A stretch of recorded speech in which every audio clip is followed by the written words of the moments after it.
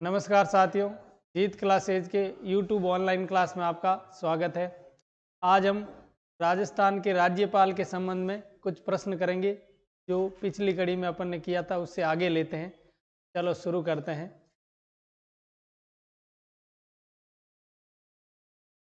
इससे पहले अपने कुछ प्रश्न लिए थे पिछले एग्जाम में आए हुए, अभी इससे आगे ले लेते हैं।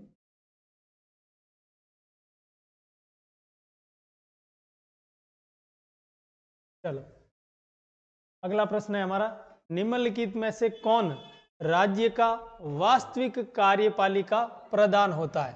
निम्न में से कौन राज्य का वास्तविक कार्यपालिका प्रधान होता है? इसमें आपके पहला ऑप्शन है राज्यपाल, दूसरा मुख्यमंत्री, तीसरा मंत्रिमंडल और चौथा मुख्य सचिव। तो यहाँ पर आपको याद रखना है, जो राज्य की कार्यपालिका का वास्तविक प्रमुख होता है वो मुख्यमंत्री होता है, जबकि राज्य की कार्यपालिका का संवैधानिक प्रमुख, राज्य की कार्यपालिका का संवैधानिक प्रमुख और कार्यपालिका का प्रमुख, सीधा पूछे आपके कार्यपालिका का प्रमुख तो भी कौन होता है? राज्यपाल होता है।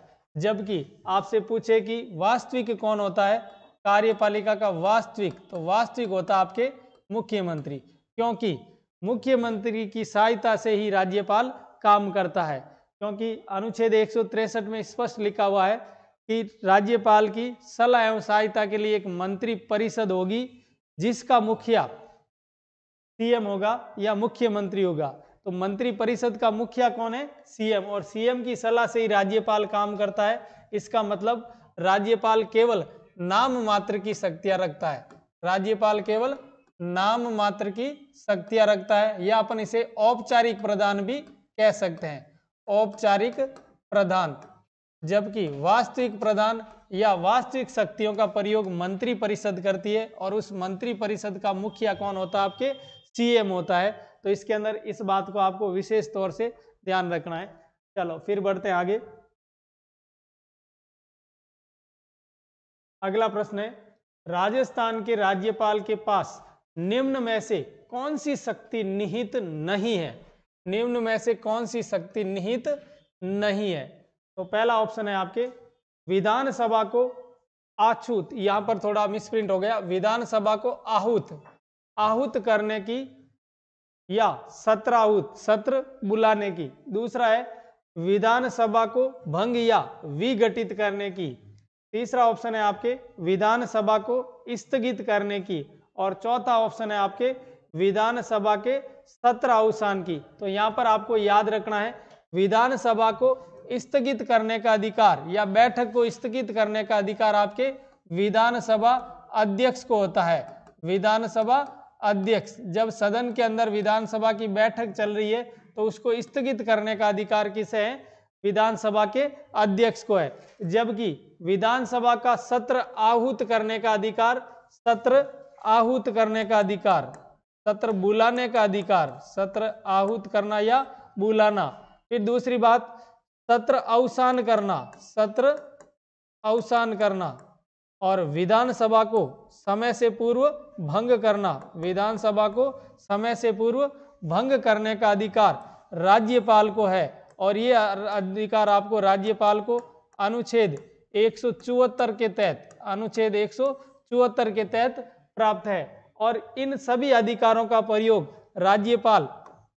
राज्यपाल मंत्री परिषद की सलाह से करता है, और मंत्री परिषद का मुखिया होता है आपके सीएम। तो मंत्री परिषद की सलाह से, और जिसका मुखिया मैन कौन होता है? आपके सीएम। तो ये सारे कार्य राज्यपाल इसकी सलाह से ही करता है अनुच्छेद 174 के तहत। तो यहाँ पर आपको विशेष बात याद रखनी है, अनुच्छेद 174 में राज्यपाल विधानसभा का सत्र आहूत करता है, सत्र अवसान करता है, और विधानसभा को समय से पूर्व भंग करता है, और इन सब शक्तियों का प्रयोग वो मंत्री परिषद की सलाह से करता है, जिसका प्रधान सीएम होता है। तो अनुच्छेद 174 आपको याद रखना है।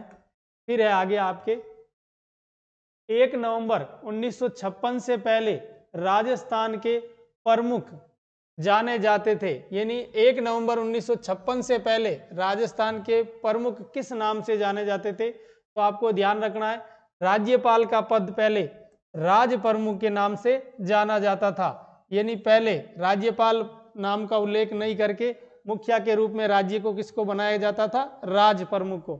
और प्रथम राज प्रमुख थे आपके, प्रथम राज प्रमुख थे सवाई मानसिंह द्वितीय, सवाई मानसिंह द्वितीय थे। और ये जो राज प्रमुख का पद है ये 1 नवंबर 1956 को समाप्त करके इसकी जगह पर कौन सा पद सर्जित कर दिया? राज्यपाल नाम दे दिया गया। राज प्रमुख के स्थान पर कौन सा नाम दे दिया गया? राज्यपाल। और हमारे प्रथम राज्यपाल बने थे गुरुमुख निहाल सिंह, गुरुमुख निहाल सिंह, गुरुमुख निहाल सिंह। तो ये बात भी आपको याद रखनी है। इसके अलावा एक बात आपको और याद रखनी है कि मुख्यमंत्री का पद भी पहले प्रधानमंत्री के नाम से राज्य में जाना जाता था, लेकिन संविधान के लागू होने के बाद में मुख्यमंत्री का पद नाम, प्रधानमंत्री पद नाम राज्य से हटाकर केंद्र में कर दिया और राज्य के अंदर मुख्यमंत्री कहलाने लगे। तो मुख्यमंत्री पहले किस नाम से जाने जाते थे? प्रधानमंत्री के नाम से जाना जाता था। अगला प्रश्न लेते हैं, राजस्थान के राज्यपाल के संबंध में निम्नलिखित कथनों पर विचार कीजिए तथा कौन से कथन सत्य है, यानी सत्य कथन की पहचान करनी है। तो पहला कथन है आपके, वह राजस्थान के केंद्रीय विश्वविद्यालय के कुलाधिपति होता है। तो यहाँ पर आपको याद रखना है, राज्यपाल केंद्रीय विश्वविद्यालय का कुलाधिपति नहीं होता है, इसके स्थान पर वो यहाँ पर केंद्रीय विश्वविद्यालय जब भी आए तो वहां पर आपको याद रखना उसका प्रधान कौन होता है? कुलाधिपति कौन होता है? राष्ट्रपति होता है। तो ये कथन आपके गलत हो जाएगा। अगला कथन है आपके, वह राज्य के किसी भी लाभ के पद को धारण कर सकते हैं, यानी राज्यपाल नियुक्त होता है तो वो लाभ के पद पर नियुक्त नहीं रह सकता है। तो ये भी कथन आपके बिल्कुल गलत है, क्योंकि ये कह रहा है कि पद धारण कर सकता है जबकि धारण नहीं कर सकता है। फिर तीसरा है, वह इंडियन रेड क्रॉस सोसाइटी तथा राजस्थान राज्य शाखा के अध्यक्ष होते हैं। तो ये बात आपके बिल्कुल सही है कि वो इंडियन रेड क्रॉस सोसाइटी का अध्यक्ष होता है, वह राजस्थान राज्य शाखा के अध्यक्ष होता है, यानी इसी सोसाइटी का राजस्थान राज्य शाखा का अध्यक्ष कौन होता है? आपके राज्यपाल होता है, यानी रेड क्रॉस सोसाइटी का अध्यक्ष भी राज्यपाल होता है राज्य के अंदर। फिर बढ़ते हैं आगे, उन्हें संविधान के अंतर्गत कोई स्वविवेक की शक्ति प्राप्त नहीं है, यह भी कथन आपके गलत है। राज्यपाल को स्वविवेक की शक्ति प्राप्त है जब विधानसभा में किसी दल को स्पष्ट बहुमत नहीं है, स्पष्ट बहुमत नहीं है, तो वह स्वविवेक से किसी भी व्यक्ति को सीएम नियुक्त कर सकता है। तो ये उसकी स्वविवेक की शक्ति हो जाती है, यानी राज्यपाल को स्वविवेक की शक्ति प्राप्त है जबकि ये कह रहा कि नहीं है। तो ये कथन आपके गलत हो जाएगा। तो इसमें ये हो जाएगा आपके, वह इंडियन रेड क्रॉस सोसाइटी के राज्य के अंदर अध्यक्ष होता है। फिर बढ़ते हैं आगे, अगला प्रश्न है आपके, पश्चिमी क्षेत्र सांस्कृतिक केंद्र उदयपुर के सभापति कौन है? तो पश्चिमी क्षेत्र सांस्कृतिक उदयपुर के सभापति कौन होते हैं? तो इसके भी सभापति आपके राज्यपाल होते हैं। कौन होते हैं? राज्यपाल होते हैं। ये पूरे भारत के अंदर सांस्कृतिक क्षेत्रों में बांटा गया है, जिसमें जो पश्चिमी क्षेत्र सांस्कृतिक केंद्र है वो कहाँ पर स्थापित है? आपके उदयपुर के अंदर है, और इसके अध्यक्ष राजस्थान के राज्यपाल होते हैं।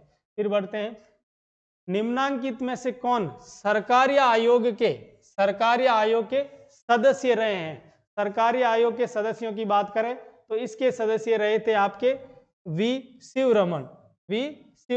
याद रखना है, सरकारी आयोग का गठन 1983 के अंदर किया गया था, और इन्होंने अपनी रिपोर्ट क्या दीजिए, रिपोर्ट प्रकाशित की थी 1987 के अंदर। रिपोर्ट कब दी थी? 1987। और रिपोर्ट प्रकाशित कब हुई थी? 1988 में रिपोर्ट प्रकाशित की गई आपके 1988 के अंदर। सरकारी आयोग ने राज्यपाल पद के लिए ये बताया था कि केंद्र अनुच्छेद 356 के तहत केंद्र अनुच्छेद 356 के तहत राष्ट्रपति शासन का कम से कम प्रयोग करे, कम से कम प्रयोग करे, क्योंकि इसी अनुच्छेद के तहत केंद्र इस शक्ति का दुरुपयोग करता है। तो ये सिफारिशें उन्होंने दी थी कि अनुच्छेद 356 का प्रयोग कम से कम किया जाना चाहिए। फिर बढ़ते हैं आगे। अगला है, राज्यपाल अपने स्वविवेक के कर्तव्यों को छोड़कर अपने कर्तव्यों का निर्वहन किसकी सहायता से करता है? किसी सहायता और सलाह से करता है। तो यहां पर आपको याद रखना है, राज्यपाल मंत्रिमंडल या मंत्री परिषद की सिफारिश से कार्य करता है। अनुच्छेद 163 के अंदर मंत्री परिषद का उल्लेख दे रखा है, और जिसके अंदर आपके लिखा हुआ है कि राज्यपाल की सलाह एवं सहायता के लिए, राज्यपाल की सलाह एवं सहायता के लिए एक मंत्री परिषद होगी, जिसका प्रधान या जिसका मुखिया मुख्यमंत्री होगा, और राज्यपाल उसी की सलाह से कार्य करेगा। तो यहां पर आपको याद रखना है, ऑप्शन कौन सा सही हो जाएगा? मुख्यमंत्री एवं मंत्री परिषद की सलाह से काम करता है। फिर बढ़ते आगे।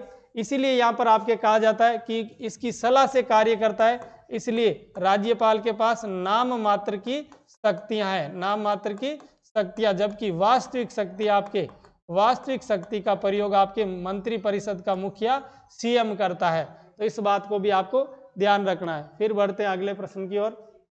अगला है आपके, राज्यपाल की शक्तियों के संदर्भ में कौन सा कथन सही नहीं है?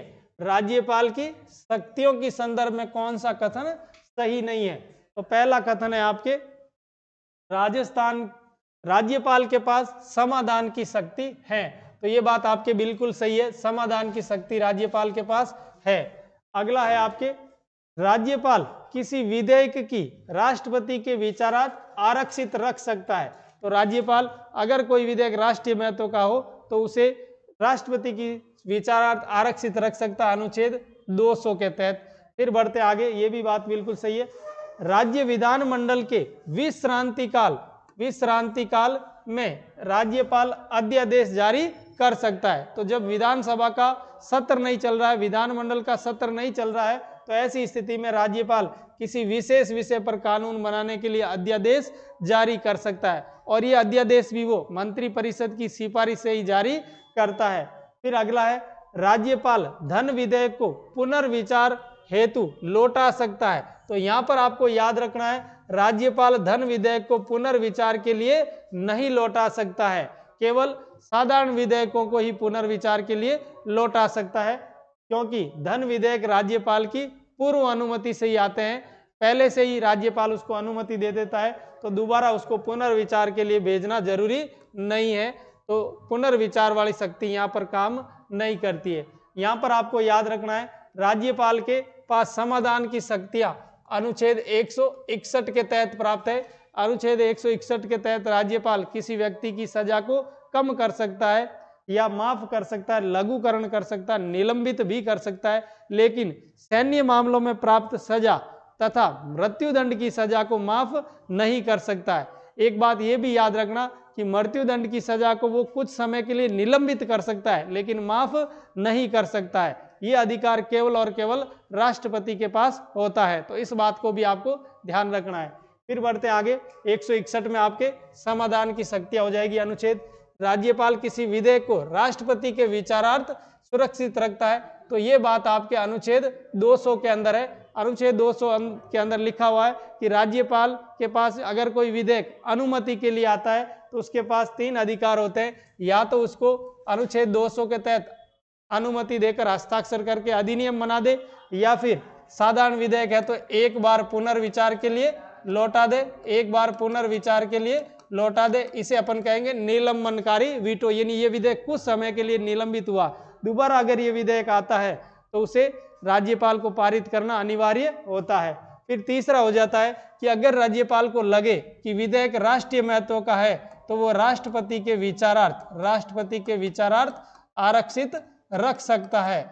और अब यहाँ पर इस विधेयक के बारे में राज्यपाल का अधिकार समाप्त हो जाता है, और ऐसे विधेयक को अनुच्छेद 201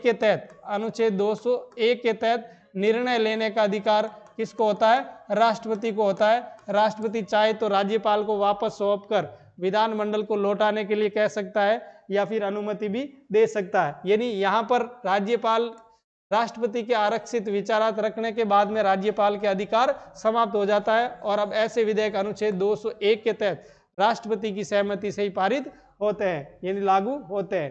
फिर बढ़ते हैं राज्य विधानमंडल विश्रांति काल में। विश्रांति काल का मतलब है जब विधानमंडल का सत्र नहीं चल रहा है तो उस स्थिति में विश्रांति काल में राज्यपाल अध्यादेश जारी करता आपके अनुच्छेद 213 के तहत अनुच्छेद 213 के तहत। और ऐसे अध्यादेश आपके अधिकतम कितनी अवधि के लिए रहेगा? तो अधिकतम अवधि आपको ध्यान रखना है 6 माह के लिए। अधिकतम कितनी अवधि होगी ऐसे अध्यादेशों की? 6 माह। और अगर विधानसभा का सत्र शुरू हो जाता है, विधानसभा का सत्र शुरू होने के बाद में अध्यादेश की अधिकतम अवधि होती है आपके 6 सप्ताह। 6 सप्ताह या अपन कह सकते हैं 42 दिन। 42 दिन तक इसकी अवधि होती है। अध्यादेश एक अस्थायी कानून होता है जो किसी तात्कालिक समस्या पर विशेष आवश्यक होने पर मंत्री परिषद की सिफारिश से जारी किया जाता है। इसे अस्थायी कानून कहते हैं। अगला प्रश्न देखते हैं। विधानसभा में अभिभाषण का एवं संदेश भेजने का राज्यपाल का संविधानतः है, यानी राज्यपाल का जो अभिभाषण देने का एवं संदेश भेजने का क्या है, तो आपको पता होना चाहिए ये राज्यपाल का अधिकार है। ये राज्यपाल का क्या है? अधिकार है। और इसका प्रयोग राज्यपाल मंत्री परिषद की सलाह से करता है। तो यहाँ पर आपको याद रखना है अनुच्छेद 174 के तहत, अनुच्छेद 174 के तहत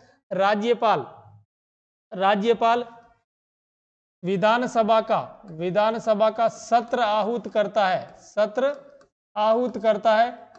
सत्र अवसान करता है, अवसानी नहीं समाप्त करता पूरे सत्र को, और विधानसभा को समय से पूर्व भंग करता है, समय से पूर्व भंग करता है। और ये सारे कार्य आपके मंत्री परिषद की सलाह से करता है, मंत्री परिषद की सलाह से। और जिसका मुखिया कौन होता है? आपके सीएम होता है। फिर आपको याद रखना है अनुच्छेद 175, अनुच्छेद 175 के अंदर आपके राज्यपाल का अभिभाषण या संदेश भेजने का अधिकार, संदेश भेजने का, SMS भेजने का अधिकार है। और इसके तहत राज्यपाल विधानमंडल के किसी भी सत्र में जाकर कभी भी विचार रख सकता है, बोल सकता है। तो ये हो जाएगा राज्यपाल का अभिभाषण। और खुद जाना नहीं चाहे तो अपना संदेश भी भेज सकता है विधानमंडल के सदन के अंदर। फिर अनुच्छेद 176 भी आपको याद रखना है। अनुच्छेद 176 में है राज्यपाल का विशेष अभिभाषण, राज्यपाल का विशेष अभिभाषण।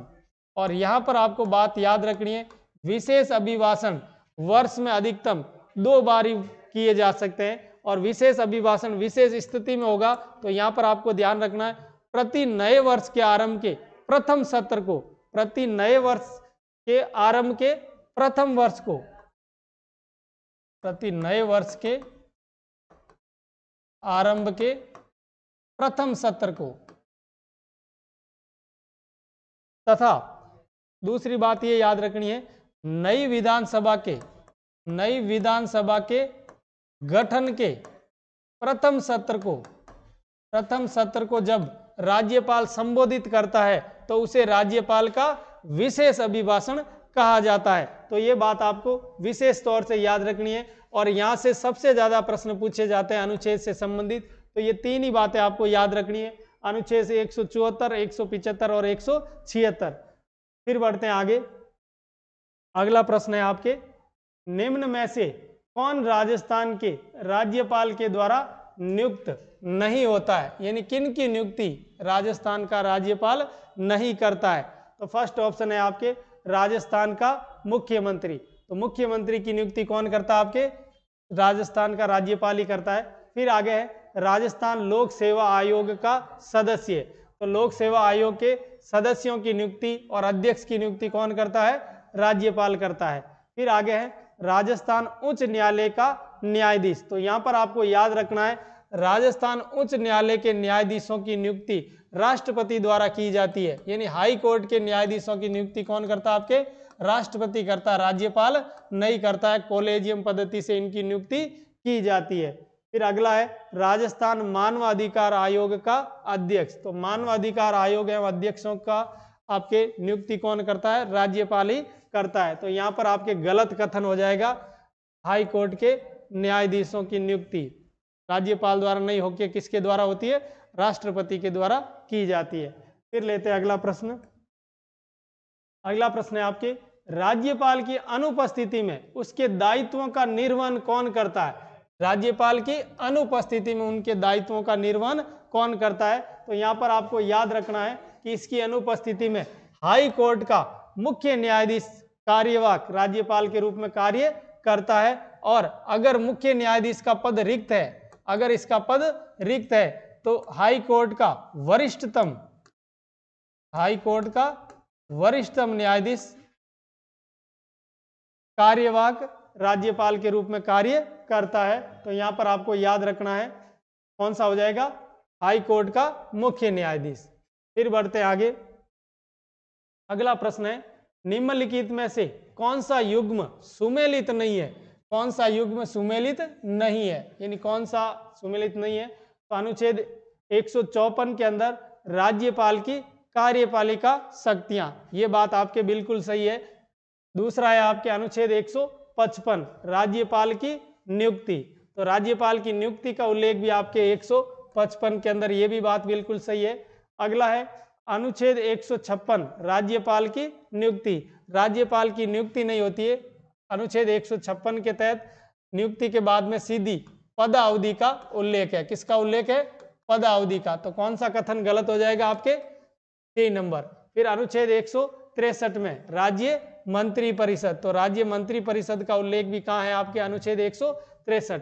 यहाँ पर आपको याद रखना है, राज्यपाल से संबंधित लगभग जो महत्वपूर्ण अनुच्छेद है उनको याद रखना पड़ेगा, क्योंकि ऐसे प्रश्न परीक्षा में अब बहुत आ रहे हैं, तो इनको आपको ध्यान रखना पड़ेगा।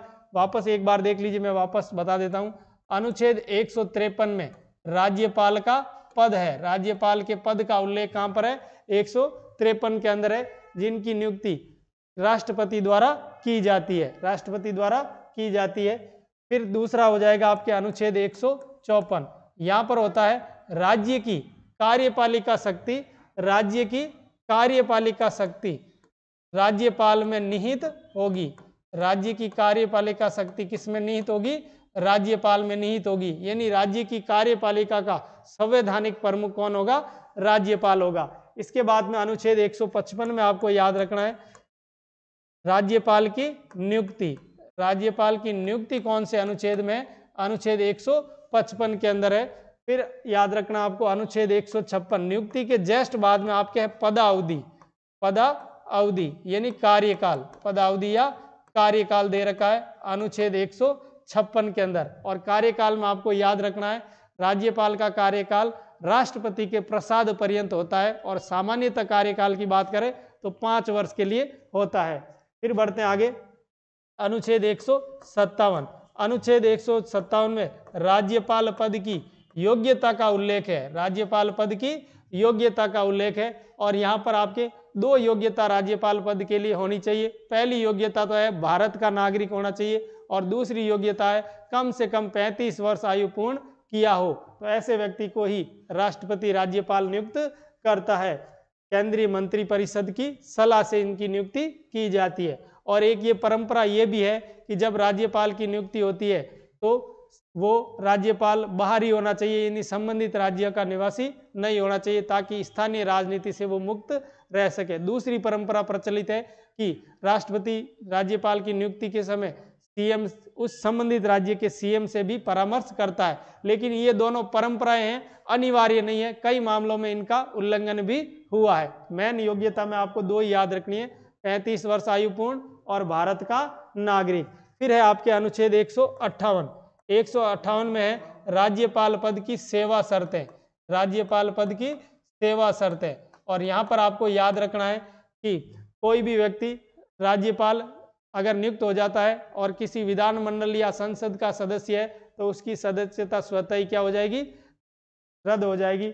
दूसरा, लाभ के पद पर नहीं होना चाहिए। फिर अगर कोई व्यक्ति राज्यपाल नियुक्त होता है तो उसको सरकारी सुविधाएं सारी मिलेगी, वेतन भत्ते मिलेंगे और वेतन भत्तों का निर्धारण संसद के द्वारा किया जाता है। फिर 2 या 2 से अधिक राज्यों के लिए एक ही व्यक्ति राज्यपाल होता है, तो राज्य मिलकर अनुपात में उसको वेतन देता है और ये अनुपात राष्ट्रपति द्वारा तय किया जाता है। तो इस बात को आपको सेवा शर्तों में याद रखना है। फिर है अनुच्छेद 159। अनुच्छेद 159 में आपको याद रखना है राज्यपाल पद की शपथ का उल्लेख है। राज्यपाल पद की शपथ का उल्लेख है और राज्यपाल को शपथ दिलाता है आपके हाई कोर्ट का मुख्य न्यायाधीश। संबंधित हाई कोर्ट का मुख्य न्यायाधीश शपथ दिलाता है। अगर वो पद पर नहीं है तो उनकी अनुपस्थिति में हाई कोर्ट का वरिष्ठतम न्यायाधीश शपथ दिलाता है। तो इस बात को भी आपको ध्यान रखना है। और ये अनुच्छेद तो विशेष रूप से आपको याद रखना है क्योंकि आजकल बहुत पूछे जा रहे हैं ऐसे प्रश्न। चलो फिर बढ़ते आगे। अगला प्रश्न है आपके, निम्न 2 वाक्यों के संदर्भ में कौन सा कथन सही है? निम्न 2 वाक्यों के संबंध में कौन सा कथन सही है? पहला कथन है आपके, राज्य का राज्यपाल अपने पद पर राष्ट्रपति के इच्छा पर्यंत ही रहता है। तो ये बात आपके बिल्कुल सही है। राज्यपाल के लिए पदावधि की बात करें तो राज्यपाल सामान्यतः आपके राज्यपाल का पद राष्ट्रपति के इच्छा पर्यंत कह सकते हैं अपन, या प्रसाद पर्यंत कह सकते हैं, प्रसाद पर्यंत ही रहता है। यानी राष्ट्रपति को राष्ट्रपति राज्यपाल को कभी भी हटा सकता है, ये उसकी इच्छा पर डिपेंड करता है। तो ये वाला कथन आपके बिल्कुल सही है। फिर है आपके दूसरा है कारण, राज्यपाल की नियुक्ति प्रधानमंत्री द्वारा की जाती है। तो यहाँ पर आपको याद रखना है राज्यपाल की नियुक्ति प्रधानमंत्री द्वारा नहीं होती है, राष्ट्रपति द्वारा इसकी नियुक्ति की जाती है, लेकिन केंद्रीय मंत्री परिषद की सलाह से की जाती है जिसका प्रधान आपके प्रधानमंत्री होता है। तो प्रधानमंत्री की सलाह से नियुक्ति हो सकती है लेकिन प्रधानमंत्री स्वयं नहीं करता, नियुक्ति कौन करता है? राष्ट्रपति। तो केवल कौन सा कथन राइट हो जाएगा आपके? एक। केवल कथन कौन सा सही होगा? एक ही होगा। फिर बढ़ते आगे। नवीन प्रोटोकॉल के अंतर्गत राजस्थान के राज्यपाल को निम्नलिखित अभिवादन से संबोधित किया जाता है। यानी राज्यपाल को किस नाम से या प्रोटोकॉल के तहत संबोधित किया जाता है, तो उनके आगे कौन सा शब्द काम में लिया जाता है? तो यहाँ पर आपको याद रखना है ऑनरेबल यानी अंग्रेजी में, तथा माननीय राज्यपाल अथवा राज्यपाल महोदय हिंदी में इस शब्द का प्रयोग किया जाता है। पहले ये सिस्टम था कि लोग इनके पद के आगे माय लॉर्ड या और कुछ ऐसे उपाधि धारक जो शब्दों का काम में ले रहे थे, और संविधान के अंदर ये स्पष्ट उल्लेख है अनुच्छेद 18 के तहत उपाधियों का अंत। अब उपाधियां नहीं दी जा सकती, केवल सैन्य मामले और शिक्षा के क्षेत्र में उपाधि दी जा सकती है, अन्य किसी क्षेत्र में उपाधियां नहीं दी जा सकती है। तो इसलिए यहाँ पर आपके ये प्रश्न आया था कि किस प्रकार से राज्यपाल को आप संबोधित कर सकते हैं। तो यहाँ पर हॉनरेबल शब्द काम में ले सकते हैं इंग्लिश के अंदर, और माननीय राज्यपाल या राज्यपाल महोदय हिंदी के अंदर उसके नाम के आगे उल्लेख किया जाएगा। तो ये बात आपको याद रखनी है। फिर बढ़ते आगे।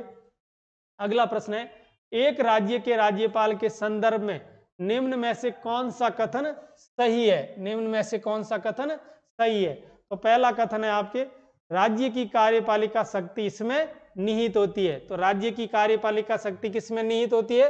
राज्यपाल में भी निहित होती है। यह कथन बिल्कुल सही है।